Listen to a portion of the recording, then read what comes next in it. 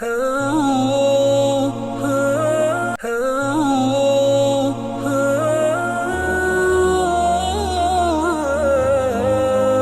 அல்ஹம்துலில்லா வஸ்ஸலாத்து வஸ்ஸலாமு அலா ரசூலில்லா. அன்புக்குரிய பிரேட்டிவினர்கள், அஸ்ஸலாமு அலைக்கும் வரஹ்மத்துல்லாஹி வபரகாத்து.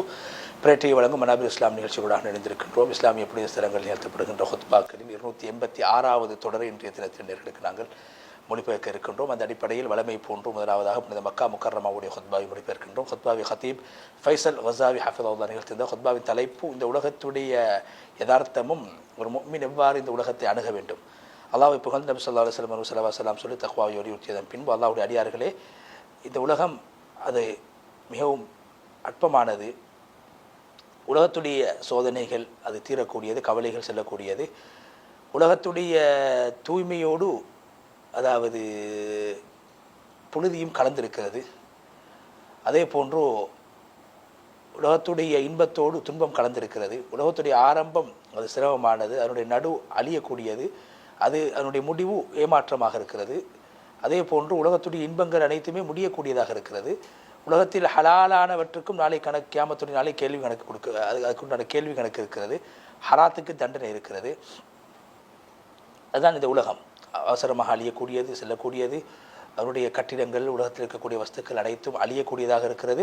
அதே போன்று உலகத்தில் வாழக்கூடிய மரணித்து விடுவார். உலகத்துடைய பசுமை சென்றுவிடும், உலகத்துடைய சந்தோஷங்கள் நீங்கிவிடும், உலகத்துடைய கவர்ச்சி இல்லாமல் போய்விடும். எனவே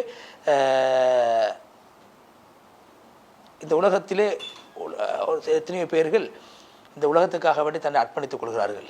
உலகத்துடைய ஆசையிலே மூழ்கி கிடக்கிறார்கள். உலகம்தான் நோக்கம் என்று வாழ்ந்து கொண்டிருக்கிறார்கள்.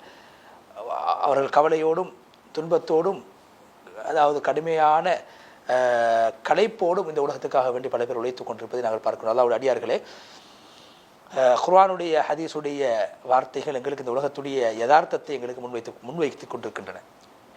உலகத்துடைய விடயங்களை சிறிதாக காட்டிக் கொண்டிருக்கின்றன, அற்பமாக காட்டிக் கொண்டிருக்கின்றன. அல்லாஹ் குர்ஆனில் சொல்கிறான், மனிதர்கள் நீங்கள் அறிந்து கொள்ளுங்கள், இந்த உலக வாழ்வு என்பது விளையாட்டுக்குரிய இடமாக, வீணானதாக, அலங்காரமாக, ஒருவருக்கு ஒரு பெருமை பாராட்டக்கூடிய இடமாக, பிள்ளைகளிலும் சொத்து செல்வங்களிலும் ஒருவருக்கு ஒரு பெருக்கிக் கொள்ளக்கூடிய இடமாக, எப்படின்னா ஒரு மலையை போல அந்த மலையின் மூலமாக விவசாயம் அதாவது புற்பூண்டுகள் முளைக்க ஆரம்பிக்கின்றன. அதை பார்த்து விவசாயிகள் ஆச்சரியப்படுகிறார். பிறகு அது அது அது காய்ந்து விடுகிறது, வைக்கோலை போன்று மாறிவிடுகிறது, மஞ்சளாக மாறிவிடுகிறது. பிறகு அது ஒன்றுமற்ற பிரயோசனமற்றதாக மாறிவிடுகிறது. எனவே மறுமையில் கடுமையான தண்டனையும் அல்லாஹ்வுடைய மன்னிப்பும் பொருத்தவும் இருக்குது. இந்த உலகம் ஏமாற்றக்கூடிய இடமாக அன்று கிடையாது, ஏமாற்றக்கூடிய பொருளாக அன்று கிடையாது. சூரா அல் ஹதீத் 20 அதே போல் அல்லாஹ் தஆலா சொல்கிறான், மனிதர்களே, அல்லாஹ்வுடைய வாக்குறுதி உண்மையானது. உலக வாழ்வு உங்களை ஏமாற்றத்தில் ஆழ்த்திவிடக்கூடாது. அல்லாஹ்வை கொண்டு நீங்கள் இந்த உலகத்தில் எந்த ஒரு ஏமாற்றமும் உங்களை ஏமாற்றிவிடக்கூடாது. சூரா ஃபாத்திர் 5வது வசனம். அதே போன்று நபி ஸல்லல்லாஹு அலைஹி வஸல்லம் சொன்ன, இந்த உலகம் அல்லாஹ்வுடைய பார்வையில் ஒரு கொசியின் ஒரு இறகுக்கு பெருமதியானதாக இருந்தாலும் கூட, சமமானதாக இருந்தாலும் கூட, அல்லாஹ் தஆலா இந்த உலகத்தில் எந்த ஒரு காஃபிருக்கும் ஒரு மிடர் தண்ணீரை கூட கொடுக்க மாட்டான். அதே போன்று நபி ஸல்லல்லாஹு அலைஹி வஸல்லம் அவர்கள் ஒரு காது நீண்ட ஒரு செத்த ஆட்டின் பக்கம் கடந்து சென்றார்கள். காது கட்டையான ஒரு சின்ன அல்லது காது துண்டிக்கப்பட்ட ஒரு செத்த ஆட்டி பக்கம் கடந்து சென்ற போது அந்த ஆட்டைடைய காதை பிடித்து நபி அவர்கள் தூக்கி கேட்டார்கள், இதில் உங்கள் யாராவது இந்த செத்த ஆட்டை ஒரு திரகமாவது கொடுத்து வாங்குவீர்களா என்று கேட்டபோது சஹாபாக்கள் சொன்னார், யாரோ இதை வைத்து, செத்ததை வைத்து நாங்கள் என்ன செய்வது, இதில் என்ன பிரயோசனம் இருக்கிறது? சொன்னார் நபி ஸல்லல்லாஹு அலைஹி வஸல்லம், இல்லை, காசு வேண்டாம், உங்களுக்கு இலவசமாக இதை கொடுப்பதை இதை பெறுவதை நீங்கள் விரும்புவீர்களா என்று கேட்டபோது சஹாபாக்கள் சொன்னார்கள், செத்திருந்தால் கூட இது ஒரு குறை உள்ளது, காது துண்டிக்கப்பட்டது, காது கட்டையானதாக இருக்கிறது. எனவே உயிரோடு இருந்தால் கூட இது பெருமதியற்றதாக இருக்கும்போது செத்த நிலைமையை இதை நாங்கள் எவ்வாறு எடுப்போம் என்று சொன்னபோது நபி ஸல்லல்லாஹு அலைஹி வஸல்லம் சொன்னார்கள், அல்லாஹ் சத்தியமாக இந்த உலகம் அல்லாஹ்வுடைய பார்வையிலே இந்த செத்த ஆடு உங்களுக்கு எப்படி பெருமதியற்றதோ அது போன்றதாகும் என்று சொன்னார்கள் ஸல்லல்லாஹு அலைஹி வஸல்லம். அல்லாஹ்வுடைய அடியார்களே, உண்மையான புத்திசாலி யாரென்றால் எப்போதும் அவர் அகப்பார்வையோடு தன் வாழ்வை கழிக்கக்கூடியவராக இருப்பார். ஏமாற்றத்தில் அவர் மூழ்கிவிட மாட்டார். மக்களை உலகத்துடைய ஃபித்னாவுக்கு விட்டு எச்சரிப்பார்.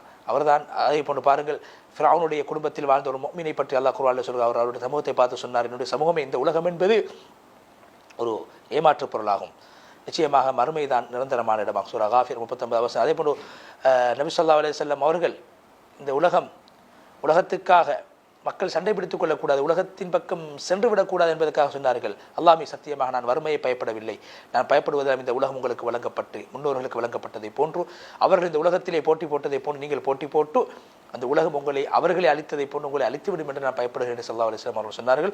அதே போன்று உஸ்மான் இப்னு அஃபான் ரலியல்லாஹு தஆலா சொன்ன, இந்த உலகம் என்பது அது பசுமையானது, மனிதர்களுக்கு அதனுடைய விருப்பம் மனிதர்கள் உள்ளத்தில் ஏற்படக்கூடியதாக இருக்கிறது. உலகத்தின் பக்கம் அநேகமானவர் சாய்ந்து கொண்டிருக்கிற உலகத்தின் பக்கம் நீங்கள் சாய்ந்து விட வேண்டாம், உலகத்தை நம்ப வேண்டாம், அது நம்பக்கூடிய இடம் அல்ல. அதே போன்று ஹசன் பசர் ரஹ்மத்துல்லாஹி உலகம் துனியாவை பற்றி கேட்கப்பட்ட சொன்னார், துனியா என்பது கனவில் ஒரு மனிதன் காணக்கூடிய தூக்கத்தில் காணக்கூடிய கனவை போன்று நீங்கக்கூடிய நிழலை போன்று புத்திசாலி உலகத்தை கண்டு ஏமாற மாட்டார். அல்லாஹ்வுடைய அடியார்களே, எத்தனையோ பேருடைய உள்ளத்தில் இந்த உலகத்துடைய மோகம் ஆசை மூழ்கிவிட்டது. உலகத்துடைய ஆசையில் அவர்கள் மூழ்கி கிடக்கின்றார்கள். அவர்களை அல்லாஹ் குர்ஆனில் சொல்கிறான், இந்த உலக வாழ்வு அவர் ஏமாற்றத்தில் ஆழ்த்திவிட்டார். சூரா அன்ஆம் 70வது வசனம். அதே போல அல்லாஹ் குர்ஆனில் சொல்கிறான், மறுமையை உலக வாழ்வை கொண்டு அவர் சந்தோஷம் அடைகிறார். சூரா ராத் 26வது. அதே போல அல்லாஹ் சொல்கிறான், உலக வாழ்வை கொண்டு அவர் திருப்தி அடைந்து உலகத்தின் பக்கம் அவர் மன நிம்மதி உலகத்தை கொண்டு மன நிம்மதி அடைந்து கொண்டிருக்கிறார். சூரா யூனுஸ் 7வது வசனம். இதே மேலே சொல்லப்பட்ட வார்த்தை மூலம் விளங்குகிறது, மனிதர்கள் உலகத்திலே உலகத்துடைய விடயத்திலே 2 கூட்டத்தார். ஒன்று அவர்கள் யார் என்றால் உலகத்தை நோக்கமாக கொண்டு வாழக்கூடியவர்கள். அல்லாஹ் குர்ஆனில் சொல்ற யார் மறுமையுடைய அறுவடையை விரும்புவார்களோ நாங்கள் அவர்களுக்கு அதில் அபிவிருத்தியை உண்டாக்குவோம். யார் உலகத்துடைய அறுவடையை விரும்புவார்களோ நாங்கள் விரும்புவதிலிருந்து அவர்களுக்கு சிலதை கொடுப்போம், மறுமையில் அவர்களுக்கு எந்த ஒன்றும் கிடைக்க மாட்டாது. சூரா அஷூரா 20வது வசனம்.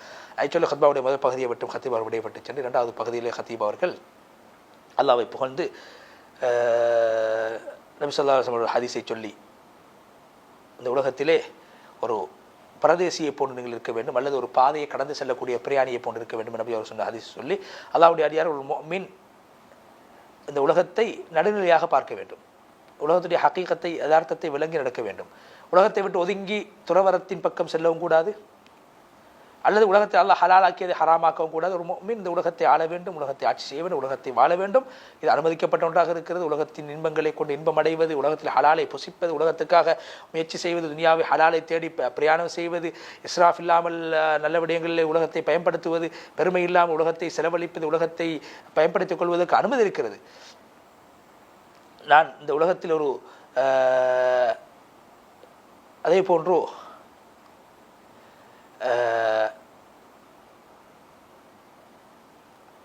இந்த உலகத்திலே பற்றற்று இருக்கக்கூடிய அந்த தன்மை ஒரு முஃமினை இந்த உலகத்தில் சீர்திருத்த பணியில் ஈடுபட வேண்டும், ஏகத்துவத்தை பரப்ப வேண்டும், ஈமானை பரப்ப வேண்டும், சுன்னா பரப்ப வேண்டும், ஷிர்க்குக்கு எதிராக பாத்திலுக்கு எதிராக பொய்யான விடயங்களுக்கு எதிராக செயல்பட வேண்டும் என்ற விடயங்களை பக்கம் ஒரு மனிதனை அழைத்துக் கொண்டிருக்கிறது. இந்த ஹதீஸ்களில் சொல்லப்பட்ட இந்த உலகம் கேவலமானது அற்பமானது என்று சொல்லப்பட்டது உலகமோ உலகத்திற்குரிய வஸ்துக்களோ பூமிகளோ அற்பமானதல்ல, காலம் அற்பமானதல்ல. நோக்கம் என்னவென்றால் ஒரு மனிதனுடைய செயல், உலகத்தை பயன்படுத்துகின்ற போது, உலகத்தை அனுபவிக்கின்ற போது அவனுடைய செயலைத்தான் அல்லாஹ் தஆலா குர்ஆனிலே பழித்து பேசுகின்றான். பாவங்களும் மோசமானபடி அல்லாஹ்வுடைய கட்டுப்பாட்டை விட்டு மீறி உலகத்தை நேசித்து உலகத்துக்காக வாழ்வதுதான் சபிக்கப்பட்ட விடயமாகும். இப்னு கைம் ரஹ்மத்துல்லாஹி சொல்கிறார்கள், உலகம் என்பது உண்மையிலே அது யதார்த்தத்தில் அது பழிக்கப்படக்கூடிய ஒன்று அல்ல, ஆனால் ஒரு அடியானுடைய செயலை கொண்டுதான் உலகம் பழிக்கப்படுகிறது. உலகம் என்பது ஆகிரத்தை தயாரிக்கக்கூடிய இடமாக, ஆகிரத்துக்காக வேண்டி அறுவடை செய்யக்கூடிய இடமாக உலகம் இருக்கிறது. இந்த உலகத்தில் இருந்த மனிதன் ஈமானையும் அல்லாஹ்வை பற்றி புரிந்து கொள்கிறான், ஈமானை கற்றுக்கொள்கிறான், ஈமானை விளங்கிக் கொள்கிறான், அல்லாஹ்வை நேசிக்கின்றான், அல்லாஹ்வை திக்ர் செய்கின்றான், அல்லாஹ்வுடைய பொருத்தத்தை அடைந்து கொள்வதற்காக வேண்டி சொர்க்கவாதிகள் சொர்க்கத்தில் அடைந்து கொண்ட அந்த உண்மையான வாழ்க்கைக்கான காரணமே அவர் உலகத்தில் செய்த அறுவடையாகும். எனவே உலகம் இல்லாமல் மறுமையை சம்பாதிக்க முடியாது. உலகம் முக்கியமானது என்றாலும் மறுமைக்காக வேண்டி உலகத்தை பயன்படுத்திக் கொள்ள வேண்டும். அல்லாஹ்வுடைய அடியார்களே, காலங்கள் சென்றடைவது, காலங்கள் கடப்பது, மாதங்களும் வருடங்களும் கடப்பது எங்களுக்கு ஒரு படிப்பினை தர வேண்டும். இந்த உலகத்தை கொண்டு எவ்வாறு ஒரு மனிதன் சந்தோஷம் அடைவது? ஏனால் ஒரு நாள் மாதமாக மாறி, மாதம் வருடமாக மாறி, அப்படி காலம் கழிந்து கொண்டு செல்கிற போது எவ்வாறு ஒரு முஃமின் சந்தோஷம் அடைவான் என்று ஒரு அறிஞர் குறிப்பிடுகிறார். இந்த உலகத்தை கொண்டு எவ்வாறு சந்தோஷம் அடைவது? ஒரு மனிதனுடைய உலக வாழ்வு மறுமையின் பக்கம், மௌத்தின் பக்கம் ஒரு மனிதனை எட்டிச் செல்கின்ற போது எவ்வாறு இதை கொண்டு ஒரு மனிதன் சந்தோஷம் அடைவான் என்று சொல்லி இறுதியாக நபி ஸல்லல்லாஹு அலைஹி வஸல்லம் அவர்கள் மீது ஸலவாத்தை சொல்லுங்கள் என்று வலியுறுத்தி, நபி ஸல்லல்லாஹு சொன்னார், எனக்கு இந்த உலகத்துக்கு எந்த சம்பந்தம் கிடையாது. நான் இந்த உலகத்துக்கு எனக்கு உதாரணம் எப்படி என்றால், ஒரு பிரயாணம் செய்யக்கூடிய மனிதனை போல அந்த மனிதன் ஒரு மரத்துக்கு கீழே நிழலை பெற்று நிழலிலே இருந்துவிட்டு பிறகு அந்த மரத்தை விட்டு செல்ல வேண்டும். நிலையை விட்டு அவ்வாறு தான் இந்த உலகம் வாழ வந்த இடம் அல்ல, ஒரு வாழ்வை தயாரிக்க வந்த இடம் என்பதை ஞாபகப்படுத்திவிட்டு, எனவே நபி ஸல்லல்லாஹு இந்த உலகத்திலே பற்றற்ற நிலைமையில் வாழ்ந்தார்கள். நபி ஸல்லல்லாஹு அலைஹி வஸல்லம் அவர்களை பின்பற்றுங்கள், அவருடைய அல்லாஹ் தஆலா சொல்லக்கூடிய வார்த்தைகளை பின்பற்ற நபி அவர்கள் மீது ஸலவாத்தை சொல்லுங்கள் என்று சொல்லி நீண்ட ஒரு துஆவை செய்து ஹதீப் ஃபைசல் கஸாவி ஹஃபிظஹுல்லாஹ் முழுமையாக புனித மக்கா முக்கர்ரமாவுடைய ஹுத்பாவை விட்டு விடைபெற்று சென்றார்.